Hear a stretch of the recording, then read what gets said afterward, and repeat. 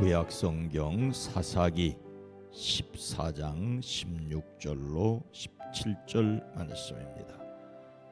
구약성경 387면입니다. 사사기 14장 16절로 17절 말씀을 함께 읽습니다. 삼손의 아내가 그의 앞에서 울며 이르되 당신이 나를 미워할 뿐이요 사랑하지 아니하는도다. 우리 민족에게 수수께끼를 말하고 그 뜻을 내게 알려주지 아니하도다 하는지라.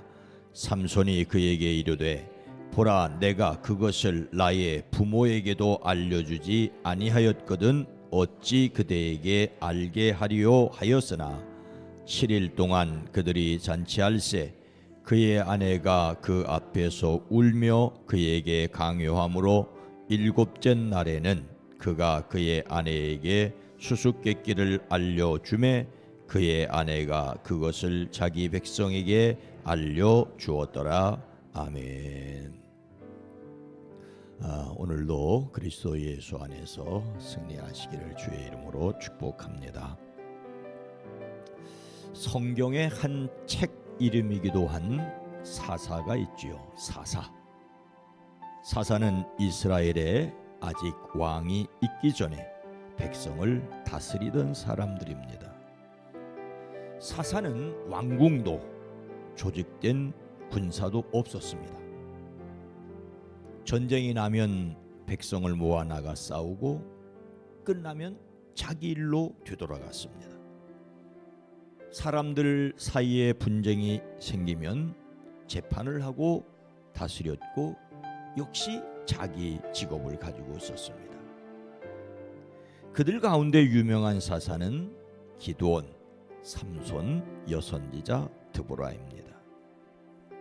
그 가운데도 일반인들에게 알려진 사사는 삼손이지요. 삼손과 드릴라 이야기를 통하여 널리 알려졌습니다.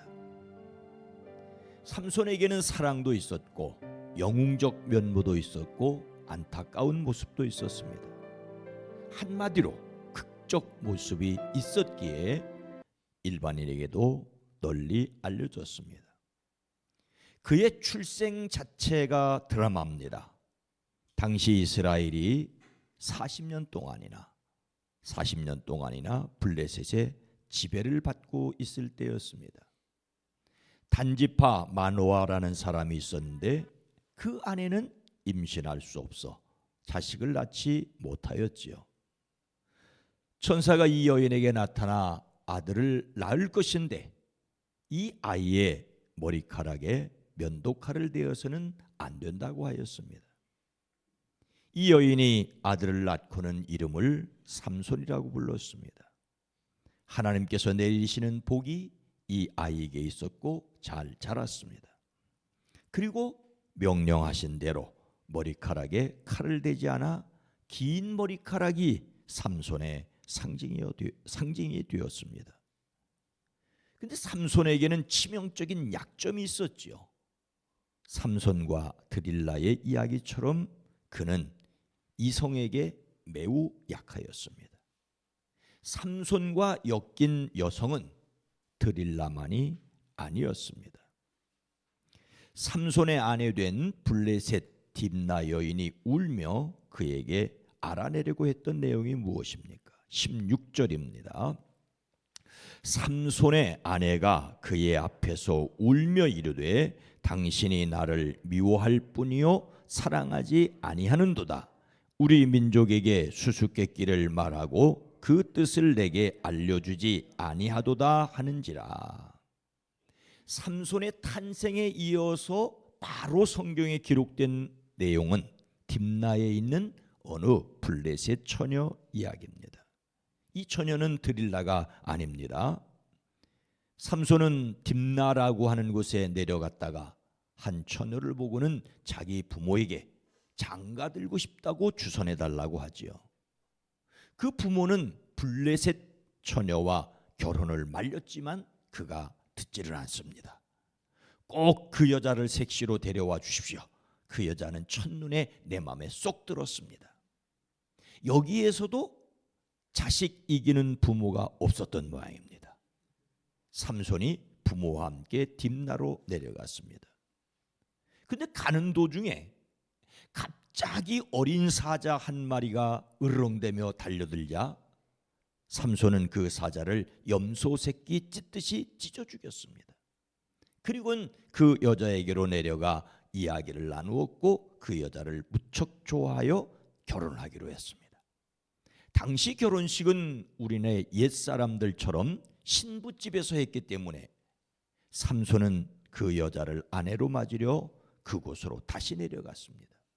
내려가는 길에서 벗어나 전에 자기가 죽였던 사자가 있는 곳으로 가보았지요. 그런데 그 죽은 사자의 시체에서 벌떼들이 모아놓은 꿀이 고여 있었습니다. 그는 손으로 꿀을 좀 떠다가 걸어가면서 먹고 부모에게도 갖다 주었습니다. 하지만 사자 시체에서 떠온 꿀이라고는 말하지 않았지요. 그리고는 삼손은 당시 풍습에 따라 거기에서 잔치를 벌였습니다. 그 잔치 자리에는 블레셋 젊은이 30명도 초대받아 함께 있었습니다.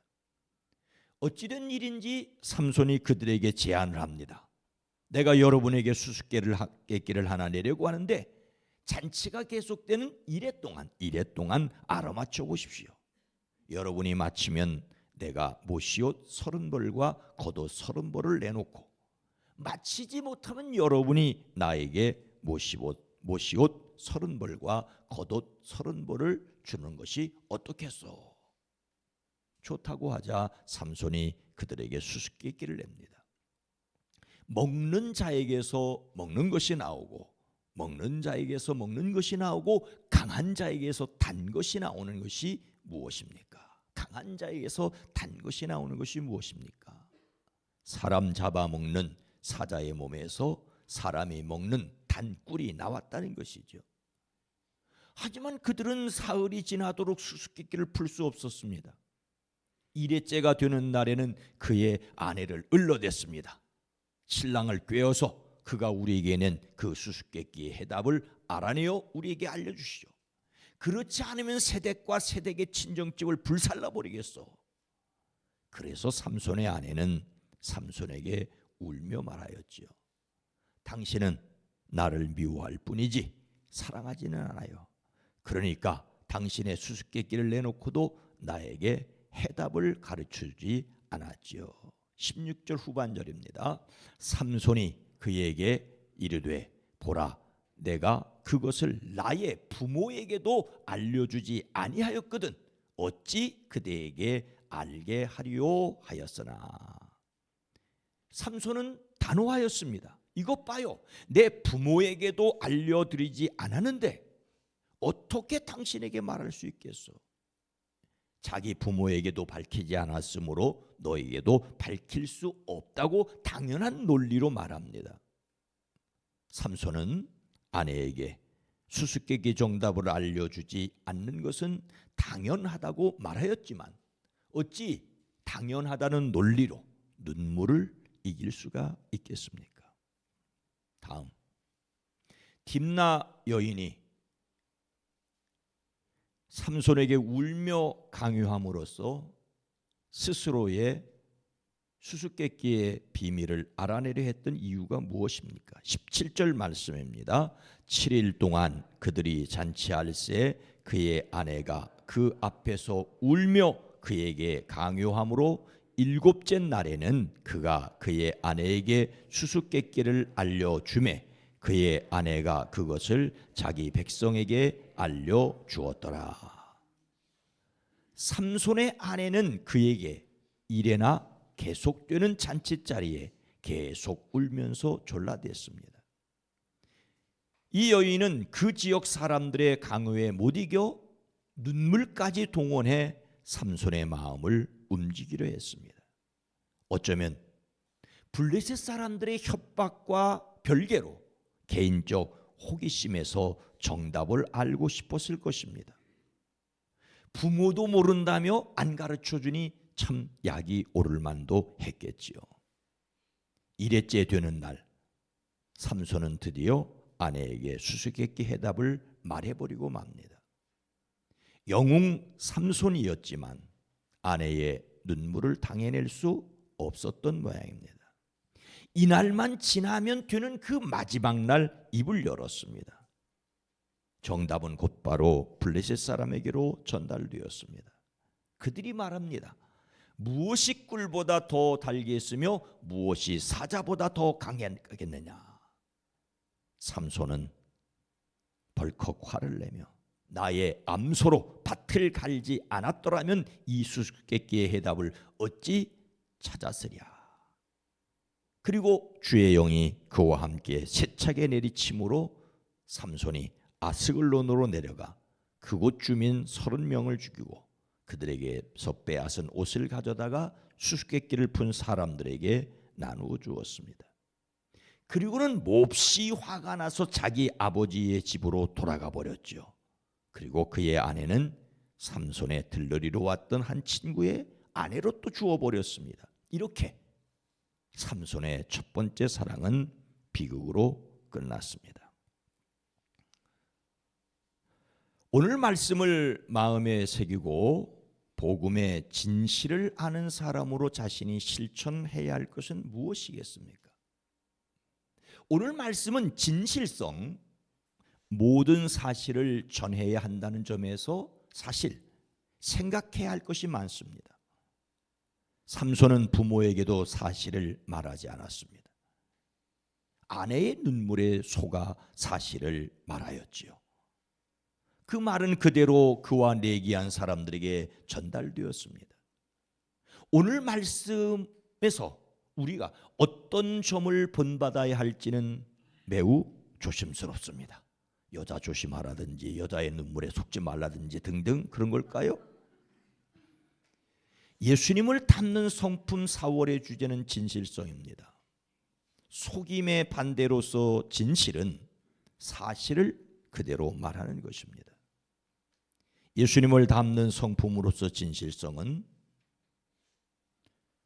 과거 사실을 정확히 보고하여 미래의 신뢰를 얻는 것입니다. 과거의 사실, 미래의 신뢰. 그래서 하나님의 능력으로 모든 사실을 전해야 합니다. 바로 여기에서 우리가 오늘 말씀을 생각해야 할 점이 있습니다. 그는 왜 그가 죽인 사자에게서 얻은 꿀을 부모에게 주면서 그것을 어디에서 얻었다고 말하지 않았을까요? 그가 사자를 찢어 죽였고 그가 찢어 죽인 그 사자에서 벌이 꿀을 쓸었고 꿀이 나왔다는 것은 매우 자랑스러운 일일 수 있는데 왜 그는 그것을 부모에게 말하지 않았고 부모에게 말하지 않았다는 사실을 2번이나 꿀을 주면서 부모에게 말하지 않았더라?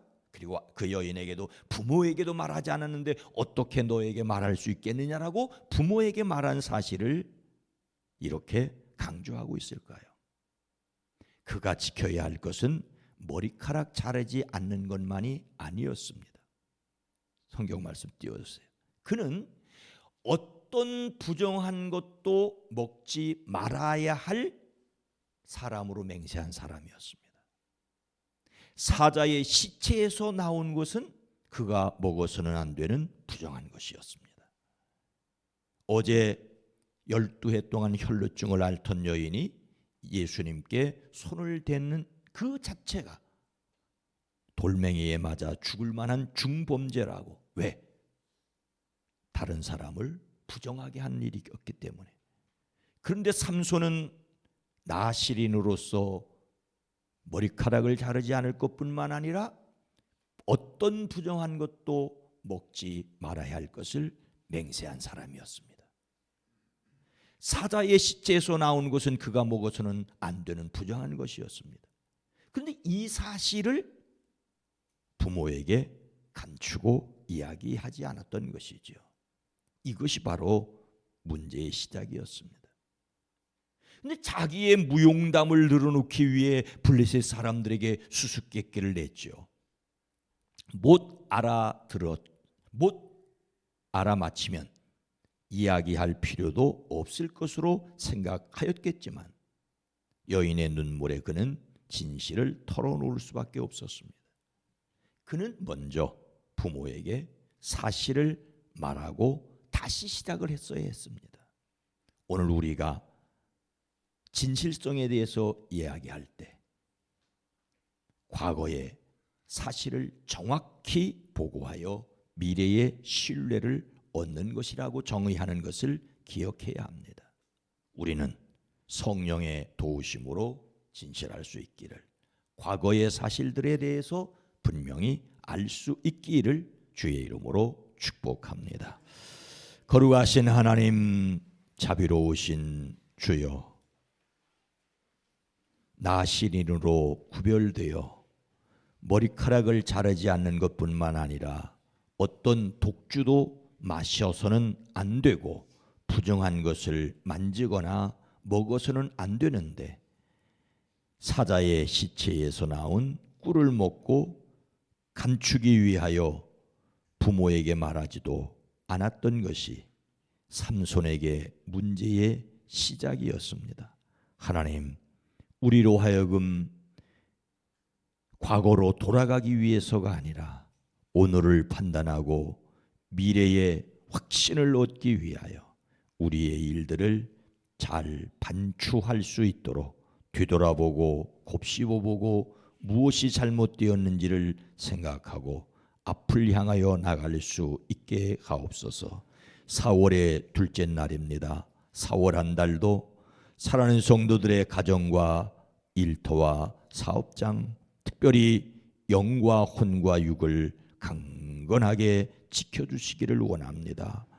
우리의 사랑하는 이들 중에 연약한 이들이 있습니다. 치료 중에 있고 회복되어 가는 가운데 있습니다. 주님, 강건케 허락하여 주시옵소서. 4월 한 달에 사랑하는 가정을 주께 맡겨드립니다. 일터와 직장과 사업장을 맡겨드립니다. 악한 것, 더러운 것, 추한 것 틈타지 못하게 하시고 돕는 손길을 더하여 주시옵소서. 새 학교, 새 학년, 새로운 친구, 새로운 선생님을 만난 우리의 자녀손들이 이제 첫째 딸을 지나고 둘째 딸을 시작했습니다. 가정에서 학교 생활이 복되게 하옵소서. 주여, 기도합니다. 이 나라 대한민국, 이 땅을 긍휼히 여겨 주시옵소서. 하나님의 보호하심이 백성들의 마음에 선한 마음을 주시고 바로 판단할 수 있는 지혜를 더하여 주시옵소서. 어리석은 판단을 하고 어리석은 선택을 해도 나라가, 국민이 짊어져야 할 짐인데 주여, 이 땅을 긍휼히 여겨 주시옵소서. 이 땅을 긍휼히 여겨 주시옵소서. 예수님의 이름으로 간절히 기도드리옵나이다. 아멘.